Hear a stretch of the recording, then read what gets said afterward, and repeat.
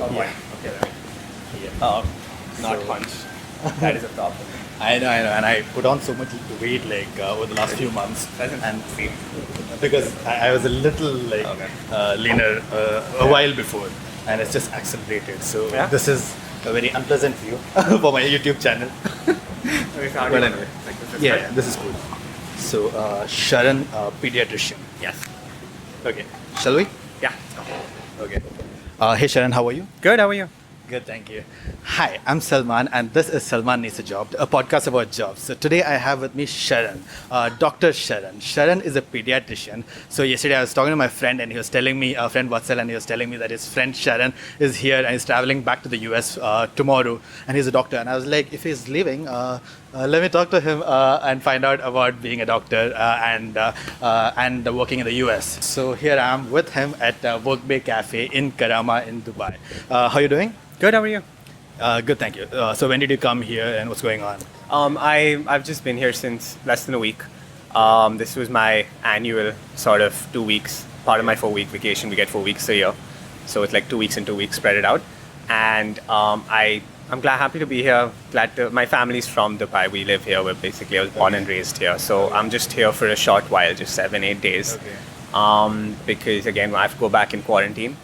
So yeah, happy to be here. Is that how your holiday usually goes, like just 2 weeks or something? So normally we get 4 weeks a year, but it's 2 weeks and 2 weeks. So we kind of get to choose and give our preferences as to when we want those 2 weeks. So my last vacation was in Jan, and now the next one's now. Okay. Yeah. And how's it being a doctor in the US? So it's just been a year.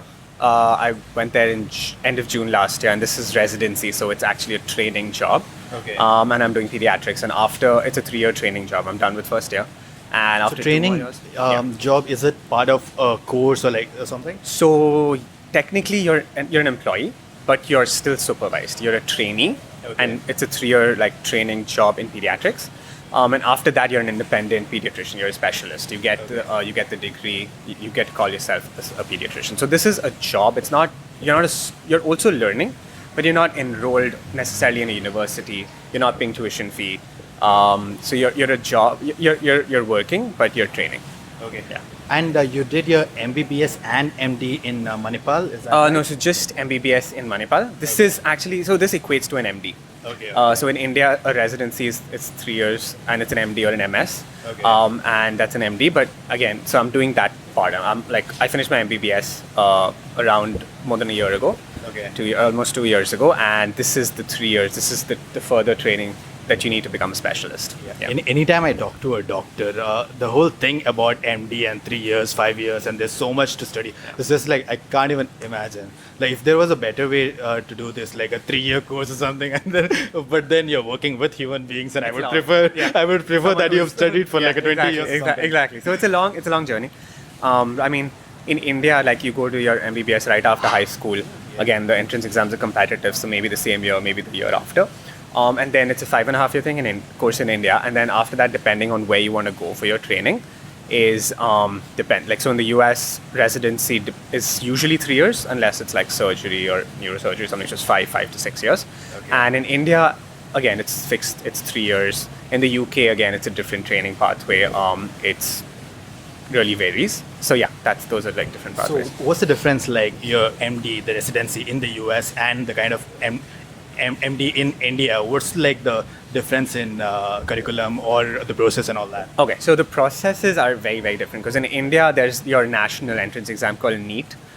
It's like everyone, it's one test. So everyone across the country, everyone, like MBBS graduates take that test, and based on their rank, they can sort of give their preferences as to what field they want, like dermatology, anesthesiology, etc., etc.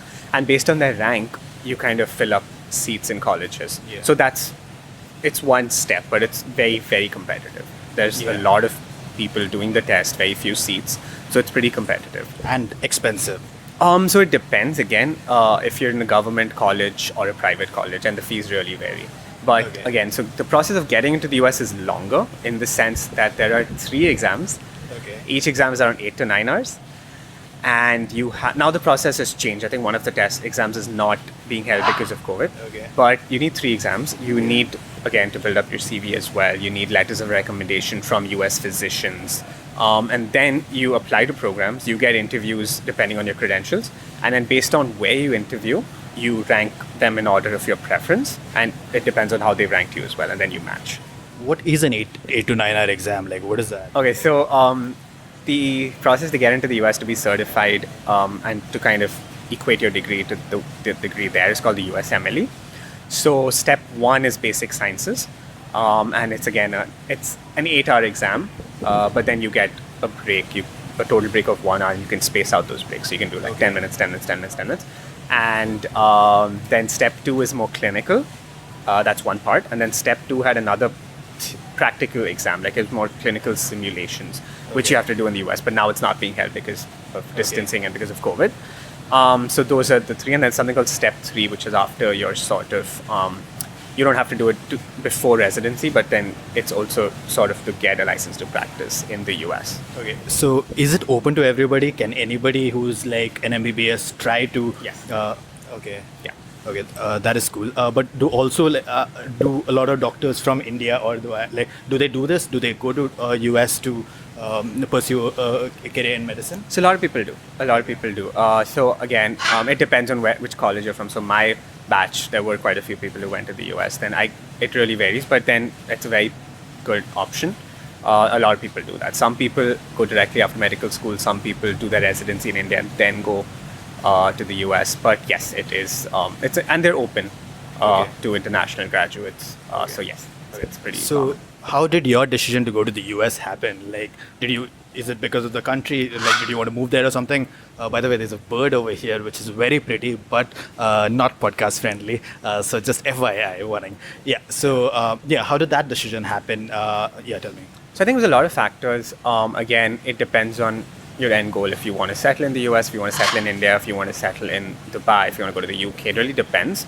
At least for training, I thought, okay, the US would be a good place to learn in terms of opportunities, research, and even later, let's say I wanted to come back, if I want to come back to India, come back to Dubai where my family is, that also could be a good option. So I think it depends on what you want to do. A lot of my friends stayed back in India to do the residency. And I think one of the things was I thought also the training, the opportunities, and also, like, I guess if you'd want to sort of, again, settle there. I don't know if I want to settle there. I thought at least after training I'd see what the options you would have that option. Yeah, I don't think it was that, yes, I want to settle there, or like it was better than any other country in terms of training. I think the quality of training is great in India and the UK and the US. I just thought at that point I wanted to experience it, sort of train there and then keep my options open. Okay.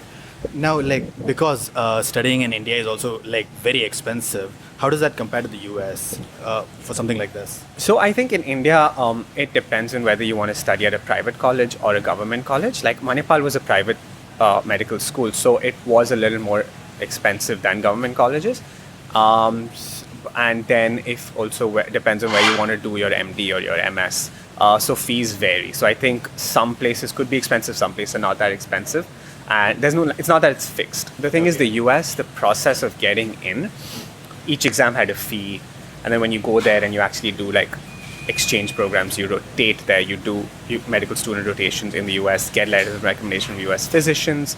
So again, you have to pay for accommodation at some places, and just the whole, when you interview for residency, now it's all virtual. Yeah. But when I applied, it was in person. Okay. So traveling around the US for interviews also. So those costs factor in. But then once you're in the system in the US, there's no tuition fee.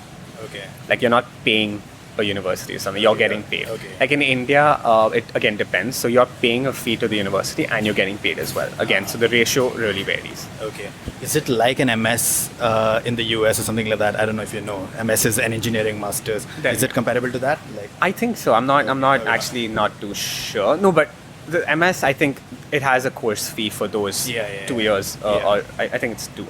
So there is a course fee, but for residency, we don't have a course fee. Okay. The only costs were the exams and your visa, your travel, and everything. But then once you're in residency for those 3 years, you're not paying anything. Okay. And now, can you tell me about like pediatrics? Your specialization is in pediatrics. So if you can just explain what that is like, and also the career of a doctor in that profession, and how was your learning in through your MBBS in Manipal and all that to learn all about this? What do you think? So pediatrics is a very, very interesting field. It takes a lot, like you're not just dealing with the kid, you're dealing with their parents and kids. It's a whole different ballgame when you're dealing with them. It's communication, because the kids can't really tell you how they're feeling, even if they look great, they won't tell you that I'm having trouble breathing, like, stuff like that. So it's that aspect, just sort of. So it's like a little different in terms of from a doctor's perspective to the way you diagnose is a little different because the knowledge about the condition is not as solid as. I think, So the thing is, in adults, you go, they come in and they say, I have chest pain. A kid will come in, the mom, of course, would be like, he's been holding his belly, he's not been eating well, he's not been sleeping well. So through those sort of methods and through like learning from the parents, looking at how the kid is, you have to also figure it out as well. So there are a lot of nuances to it. There's a lot of different, every field has its own perks and every field has its own challenges. So pediatrics always interested me because it was like a different level of comfort, a different level of fun interacting with kids. And even in medical school, we had a great pediatrics department. It was great learning from them, again, depending on which country you're in. Approach is different, but again, the fundamental remains the same. And the thing is, because of COVID, pediatrics, I feel, has been affected in a different way, just because one of the reasons I took it, and others probably also chose it, one main aspect of it was the fun of interacting with the kids. Like, you build that rapport with the child. Like, a child comes in, you smile at them, you make funny faces at them, and they basically laugh. They laugh, they smile. That's satisfying. That's really, fun. It's nice. But now, because of COVID, of course, masks. So every time you go and see a child, because of your PPE, you got an N95 mask on, you got a face shield on or eye protection, and you have a gown. So you go in and you appear scary to a child.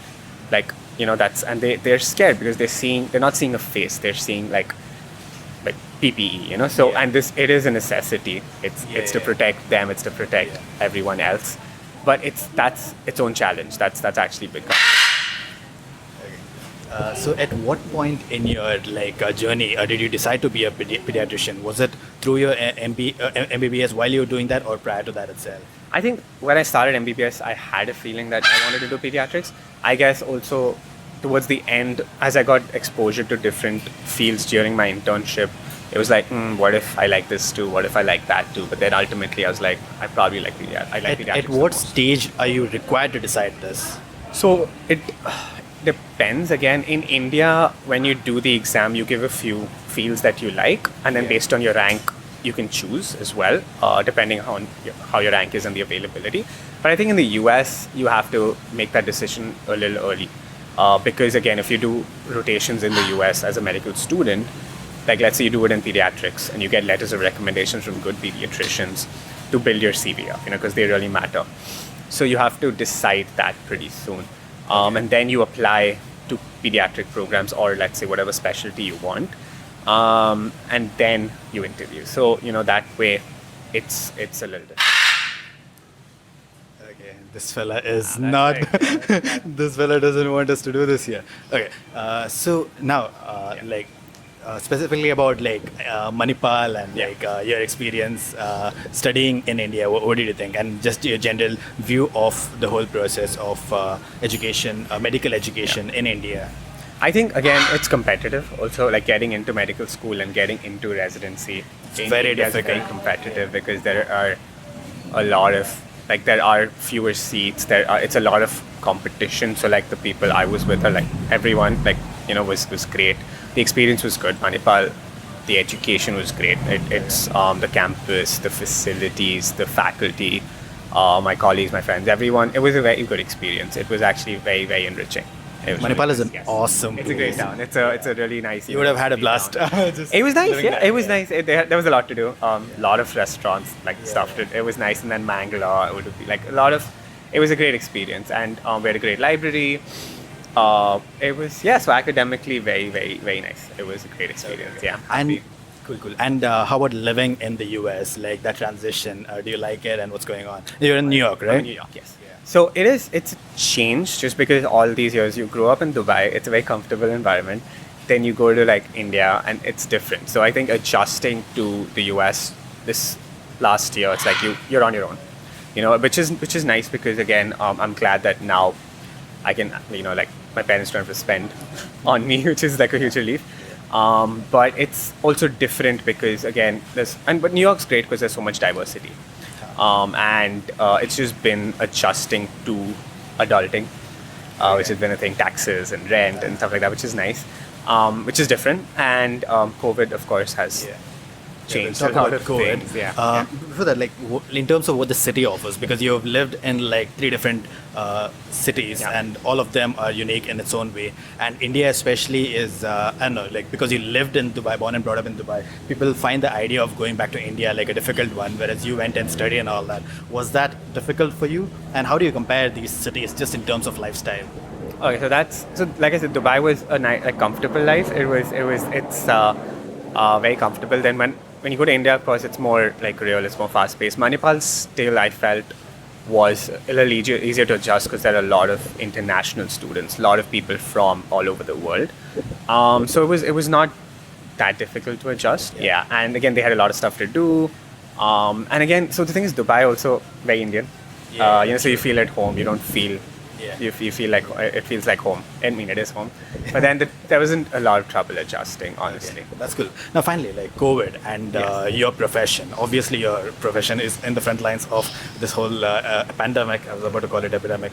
Yeah, pandemic. And how is your the medical community dealing with that? How is your work affected? Yeah. And what do you think about the developments in vaccine and this and that? And what is going on? So I think COVID, in a sense, like frontlines in the sense that personally I'm grateful and lucky that we were not like our hospital was overwhelmed before we started residency. Like I went there in June and July, and last year I think March, April, May were like the peak. New York was like the epicenter. It was badly hit, so I'm sure people, residents and like doctors at hospitals there must have really been overwhelmed. It must have been really, really stressful. And I feel in pediatrics, we haven't seen a lot of COVID cases. Like we do see them, but they present differently. And thankfully, the recovery rate has been good so far, touch wood.